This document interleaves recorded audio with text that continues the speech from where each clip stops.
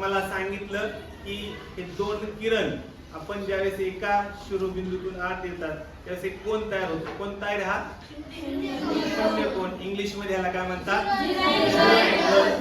आणि नंतर मग हा कोन जर असा आला, हे दोन किरण जर असे आले तर कोणता कोन तयार झाला राईट अँगल, म्हणजे मराठीत त्याला काटकोन म्हणतात. बरोबर, हा लंब असतो. नंतर आता हा 90 शून्य कोनापेक्षा मोठा आणि राईट अँगल पेक्षा लहान मधला जो असतो त्याला लहान कोन असतो म्हणून त्याला लघु कोन आणि इंग्लिश मध्ये ॲक्यूट अँगल म्हणतात.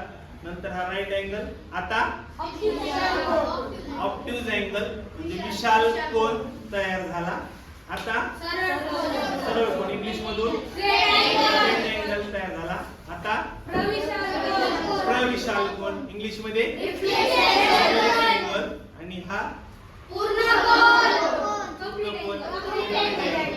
अशा प्रकारचे हे कोनांचे प्रकार आपण हे जे आपल्या डेकोरेशन मधलं साहित्य आहे त्या साधनाच्या द्वारे हा तुम्हाला आज हा घटक मी या ठिकाणी सांगितला. ओके.